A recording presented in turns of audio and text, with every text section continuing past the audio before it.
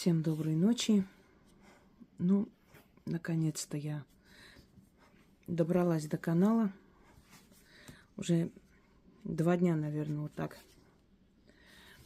У меня алтарь в таком собранном состоянии. И не могу никак добраться до работы. Но сейчас я точно сниму. Опять у меня голос сел. Прошу отнестись с пониманием. Усталость. Много говоришь, много снимаешь, много рассказываешь. Вот я уже в зеркалах видна. Сейчас будут под лупой рассматривать. Итак, как бы сделать так, чтобы меня не было видно? Давайте. Друзья мои, мы с вами не раз, не два и не три говорили о зеркалах. Чтобы освежить в памяти лекцию, можете открыть «Зеркало в магии. Ведьмина изба». Там я рассказываю о разновидностях зеркал, о влиянии зеркал на жизнь человека, об антикварных, старинных зеркалах, насколько они опасны. Как отвести беду, если зеркало разбилось и так далее. Старая лекция снимала давно, наверное, 8 лет назад где-то. Очень подробно там рассказывается, чтобы по новой не начинать. Сегодня мы с вами поговорим не о зеркальнике, потому что зеркальники – это все-таки дух-хранитель, либо демон зеркала. До конца еще не выяснено, потому что версии разные. Но в любом случае зеркальники – это немного другое создание, чем зеркальный двойник. Считается, что зеркальный двойник – это зеркальный хранитель человека, либо зеркальный демон человека, который с точностью повторяет его движения или входит в его отражение и, собственно говоря, бережет и смотрит на человека из зеркала. Вот поэтому возле зеркала не следует спать, потому что некоторые считают, что... то есть некоторые, имеется в виду, древние практики считали, что, во-первых, зеркало может забрать энергию за ночь, во-вторых, сущности, которые выходят оттуда, могут мучить кошмарами. В-третьих, что зеркальный двойник может поменяться с тобой местами, поэтому не стоит возле зеркал спать. Да и вообще возле зеркал, когда засыпаете, просыпайтесь разбитыми, уставшими. В общем, вот в лекции «Зеркала в магии» там все, собственно, сказано. Можете открыть и послушать, если кому интересно о зеркалах. Теперь. Зеркальный двойник, он где-то исполнитель ваших желаний. Если этот зеркальный двойник был вызван правильно, какая-то ходьба дома, ладно. Если с ним правильно работать, если вы знаете, как обращаться и что он хочет.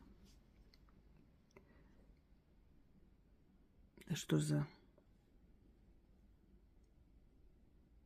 Ладно, все. Звуки.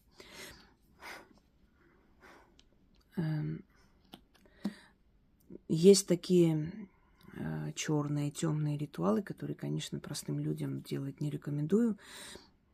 Там нужно кормить зеркальника своей кровью, то есть капать кровь туда, размазать по зеркалу, начитывать. И это вызов зеркальника для наказания врагов, для каких-то очень серьезных дел и прочее. Но здесь мы с вами обращаемся к двойнику, которого вы видите каждый день в зеркале по нескольку раз. Если вы ночью подойдете к зеркалу в темном помещении, где слабое освещение, и будете пристально смотреть, вглядываться в свои глаза, через некоторое время вам покажется, что ваш взгляд меняется, он становится недобрый, постепенно он становится более такой жестокий, свирепый, и в конце концов страшный, он вас напугает. Поэтому говорилось, что по ночам к зеркалу подходить часто не рекомендуется. Да и вообще баловаться зеркальными работами не стоит. И еще раз напомню, что если уж вы делаете работы зеркалами, то делайте работы проверенных мастеров. Усталость. Мастеров и тех, чьи работы уже не раз вам помогали, и вы знаете, что от них вреда не будет. Почему говорю? Потому что очень много сомнительных работ в интернете было, есть и будет. Да что же кто ходит-то? И вот эти работы, может быть, допускаю, что не со зла данные люди, может быть, человек где-то вычитал, тоже переписал или нашел, но не понимая того, то есть в лучшем случае они не получатся, а в худшем случае они могут представлять собой опасность. Поэтому, если не уверены, конечно, не делайте работы людей, которые вам мало знакомы, мало известны. Теперь, что надо делать? Мы с вами уже как-то проводили зеркальная защита, где нужна подвеска из зеркала. Это черное зеркало, вам не рекомендую такие подвески. Вам желательно, конечно, обычные. Сейчас такой век, можно купить и найти все, что хотите. Там ярмарка мастеров существует, и там продают все, что угодно. Набирайте, например, зеркальное кольцо или кольцо с зеркалом, подвеска с зеркалом, и находите. То есть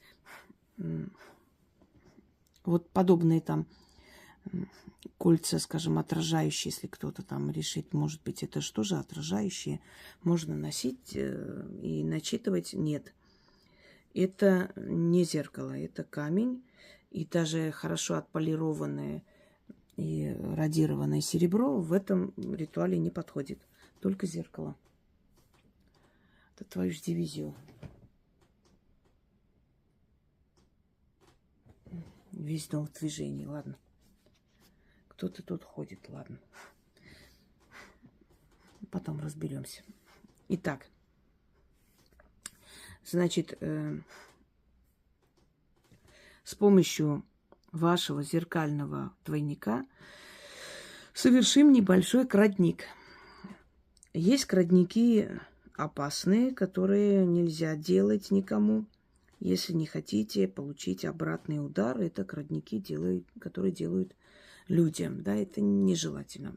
Вы должны понимать, что не только деньги и имущество можете перетянуть, иногда и болезни, и проблемы, и трудности, и одиночество. Поэтому любителей там всякие крадники лепить, будьте осторожны. Это не то. А вот есть другой момент. Когда крадник касается не конкретно человека, а организации.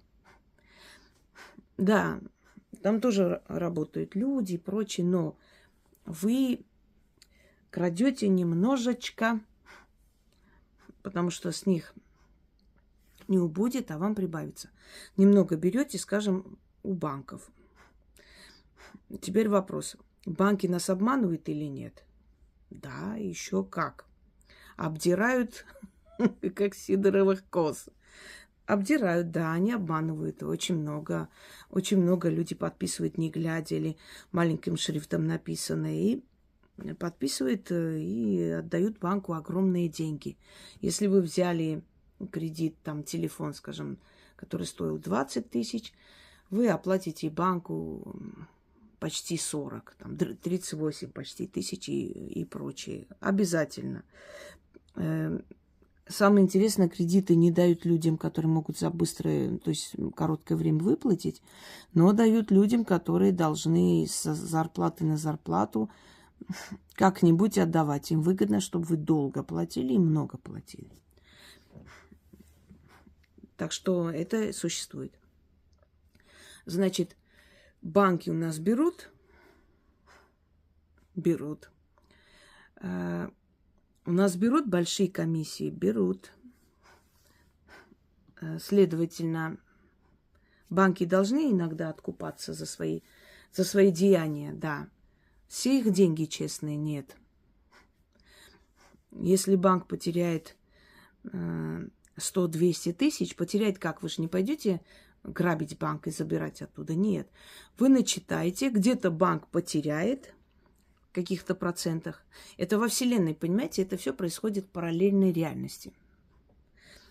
Вот мы когда просим, притягиваем удачу или просим деньги, нам же никто не приходит там из духов мироздания, не считает и с кошелька не достает, пересчитывает деньги и отдает нам в руки. Нет.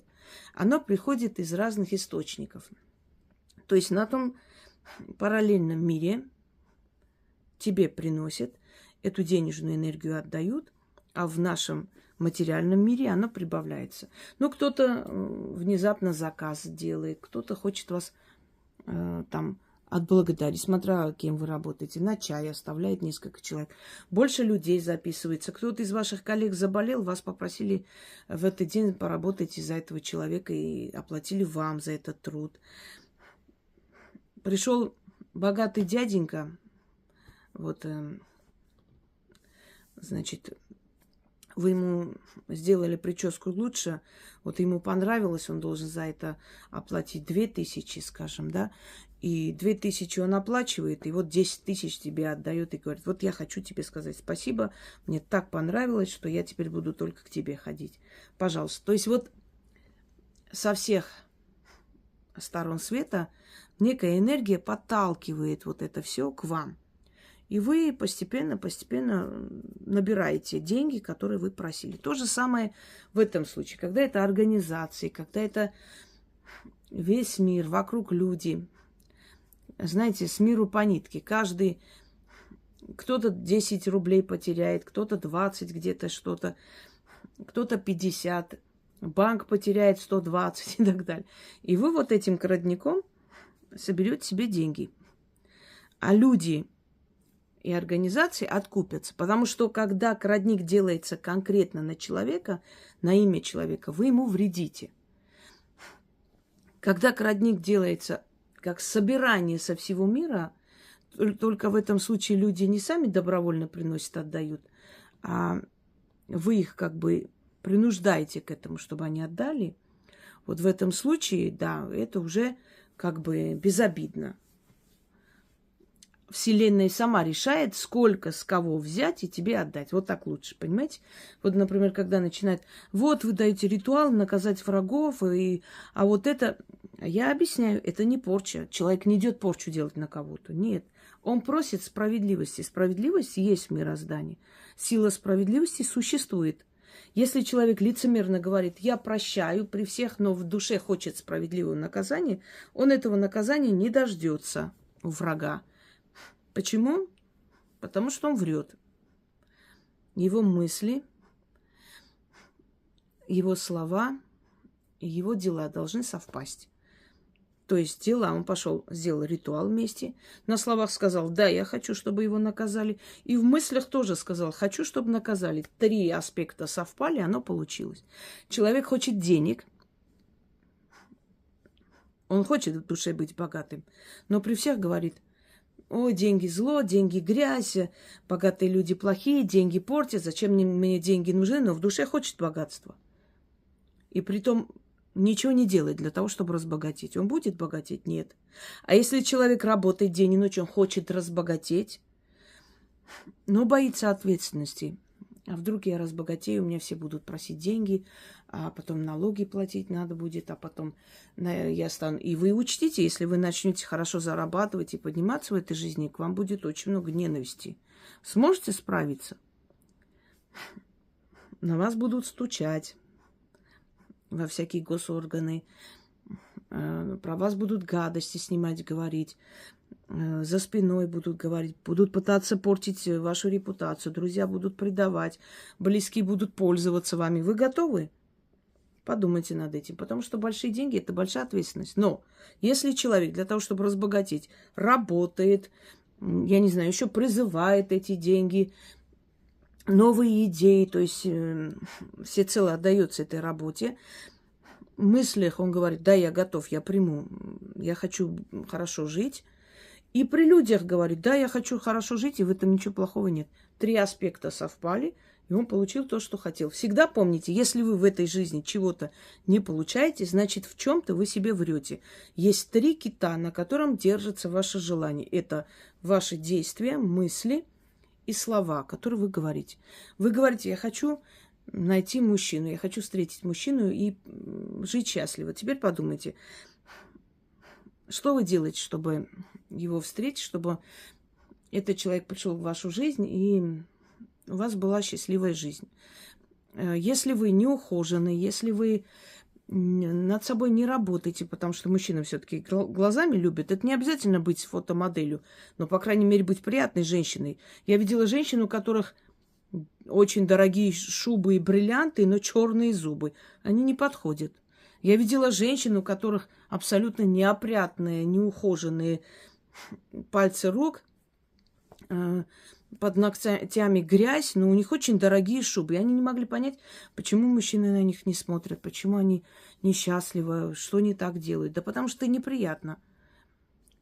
Первое, внешность, посмотри на себя. Приведи себя в порядок. Молодость не у всех остается, но в более зрелом возрасте очень важна ухоженность. Чистые волосы, чистые зубы, белые, скажем, белые, то есть чистая кожа, опрятность, приятный запах и так далее, да, не буду перечислять. Посмотри, что конкретно у тебя, то есть не то, и исправь. То есть ты в действиях, ты хочешь выйти замуж, но в действиях ты ничего не делаешь для того, чтобы выйти, ты не развиваешься, ты нигде не работаешь, ты никуда не выходишь из дома, где тебе этот мужик увидит, с воздуха упадет. Один раз в истории такое было, больше не будет. Далее. На словах ты говоришь: да нахрен мне эти мужики нужны, фигня, одни проблемы от этих мужиков, я прекрасно себя чувствую. А дома рыдаешь: я одинока, мне хочется кого-то встретить. Твои мысли имеются, ты хочешь встретить. Но ты говоришь, что тебе все равно на них, и при всем этом еще действиях ты ничего не делаешь, чтобы встретить его. Следовательно, 3 аспекта не совпали, и этот мужчина не приходит. И вот так в каждом желании 3 кита, на которых держится ваше желание.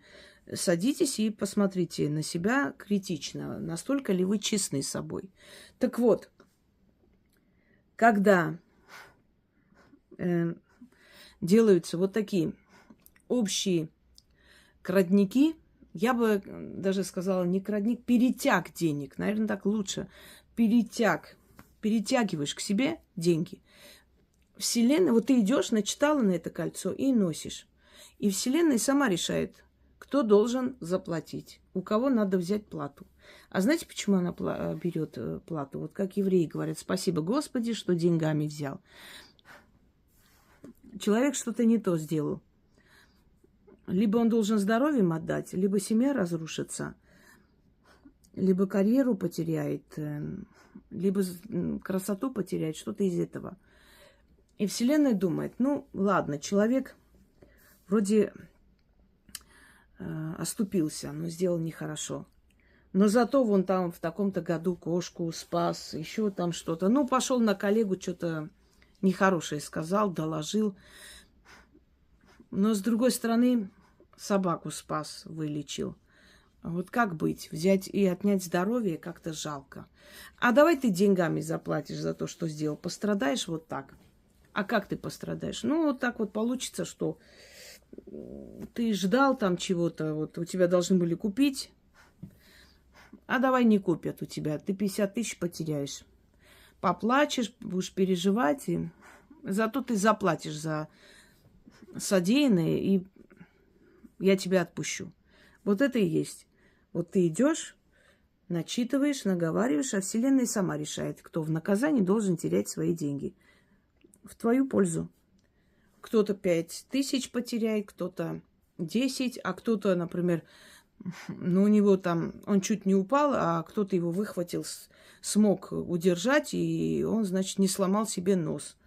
Спасибо большое, спасибо. А Вселенная думает, ну вот как раз тебе надо будет откупиться, откупишься. Вот отдашь этому человеку 3000, с тебя хватит.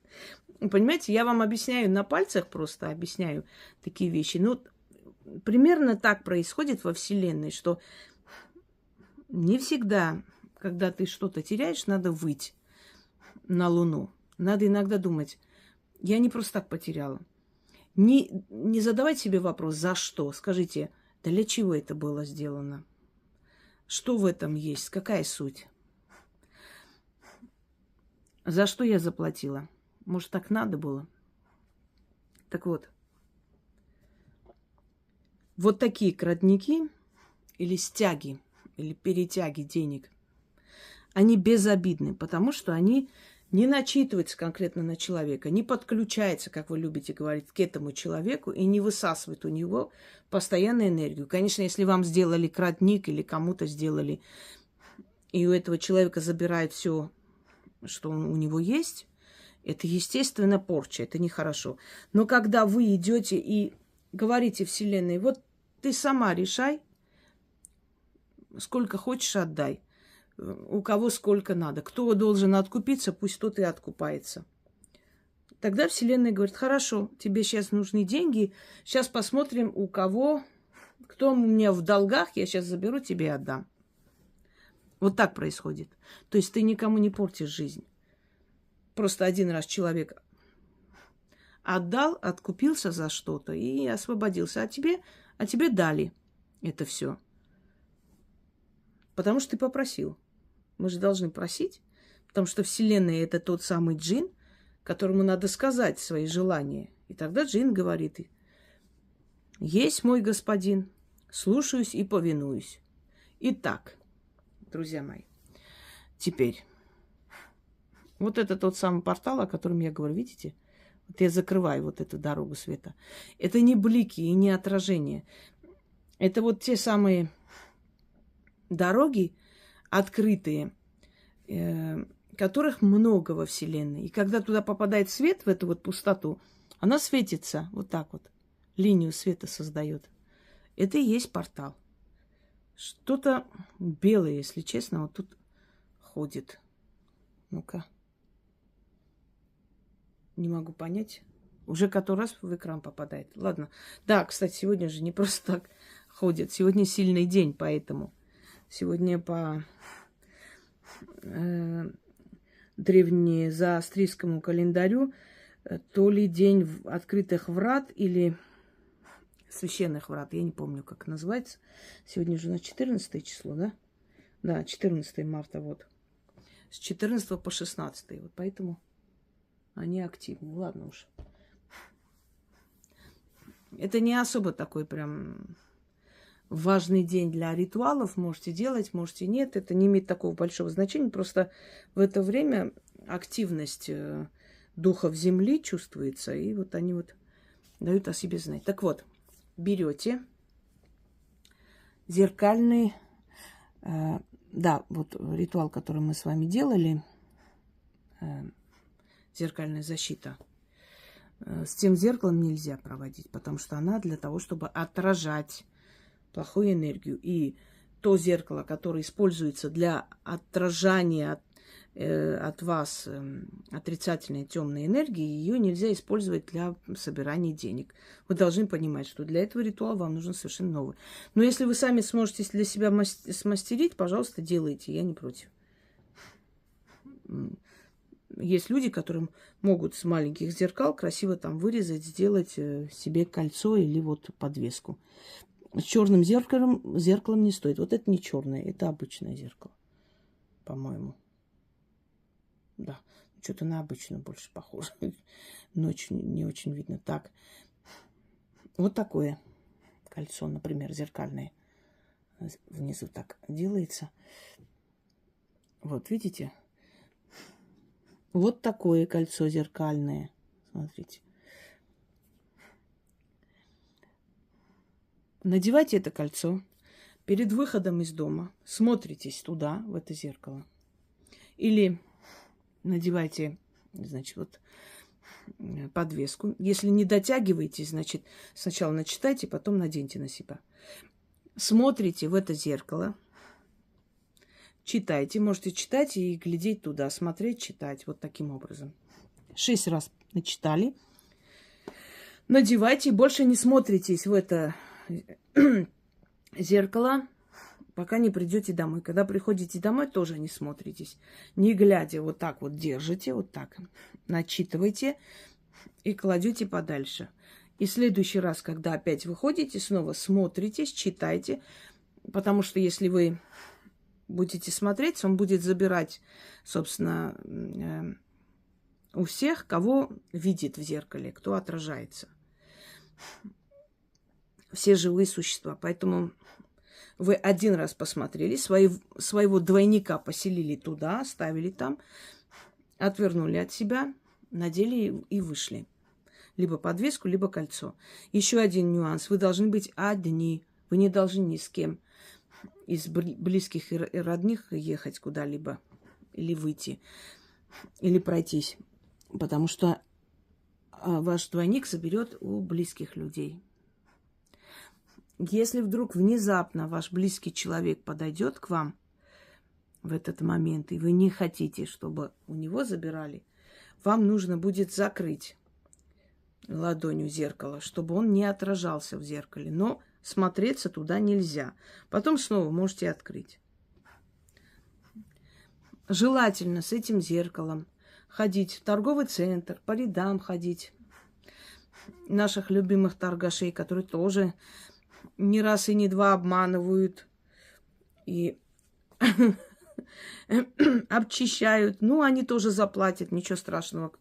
Каждый по 10 тысяч скинется, зато у вас в течение нескольких дней будут приходить деньги.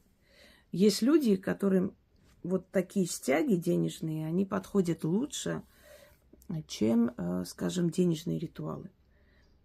Ну вот Вселенная считает, что хочет этому человеку подарить и помочь. И вот этому человеку отдает весь откуп, который собирает с людей.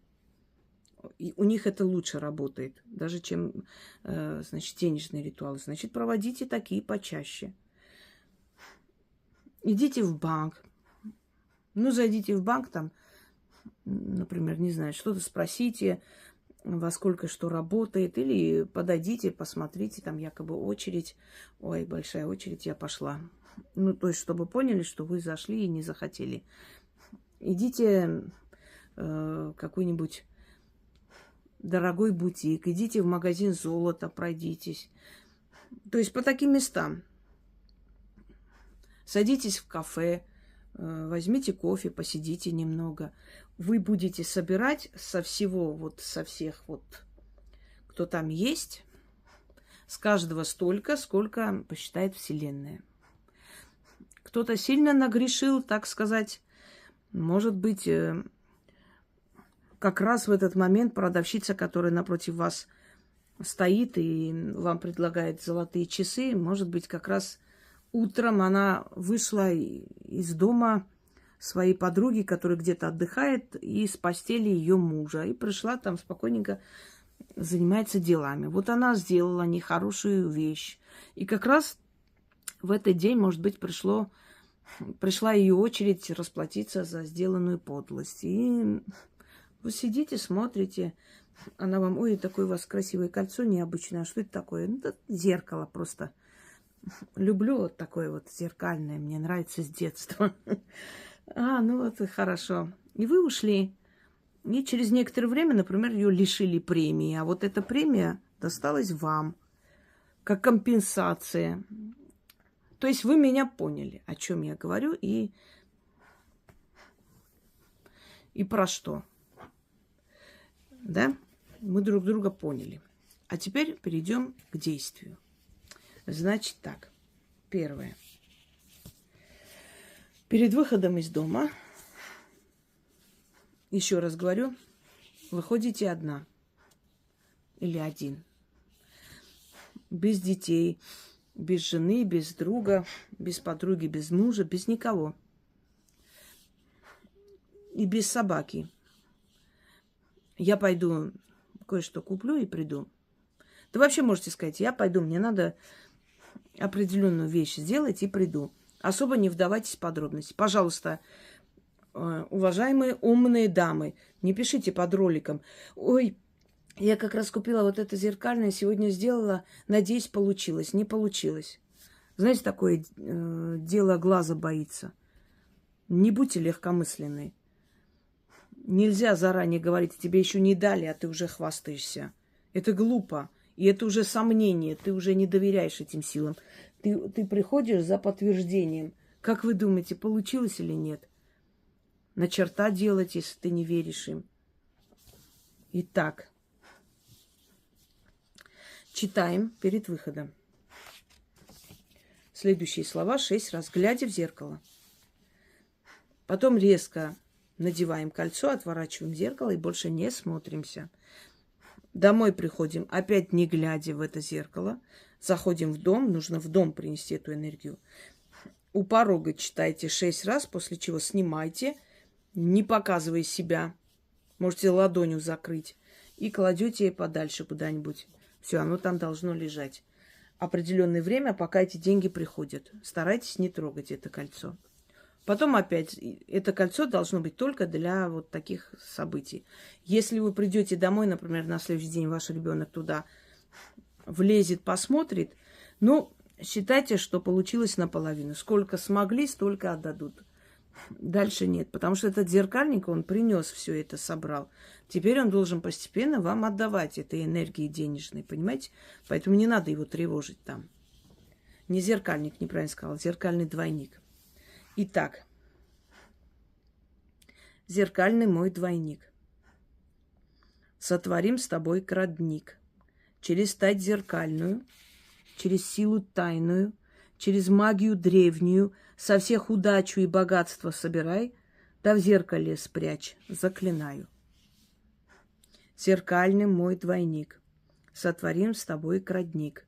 Через стать зеркальную, через силу тайную, через магию древнюю, со всех удачу и богатство собирай, да в зеркале спрячь, извиняюсь, заклинаю. Зеркальный мой двойник. Сотворим с тобой крадник. Через стать зеркальную, через силу тайную, через магию древнюю, со всех удачу и богатство собирай, да в зеркале спрячь, заклинаю. Но я не буду читать 6 раз. 6 раз читайте. Дальше. После того, как вы прошлись туда-сюда, можете даже что-то купить, неважно. Вы вышли на прогулку, вы занимаетесь своими делами. Только должны быть одна.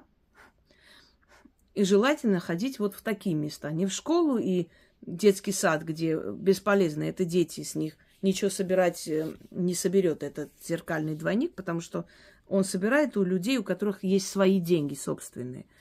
А вот идти в торговый центр, в банк и так далее. Далее.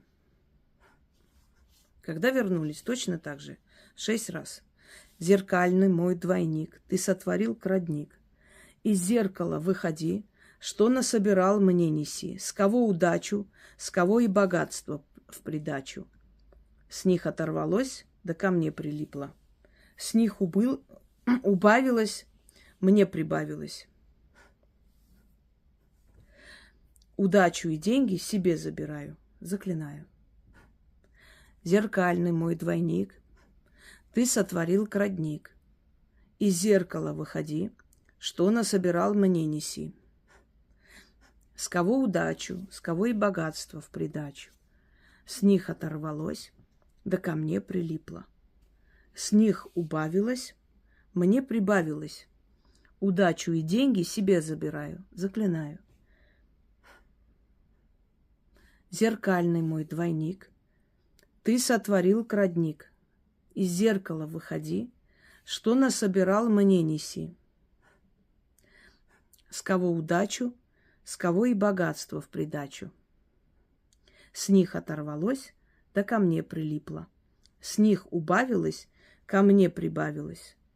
Удачу и деньги себе забираю. Заклинаю. Эффект вас очень удивит. Желаю нам всем жить хорошо. И поменьше нервничать по этому поводу. Всем удачи!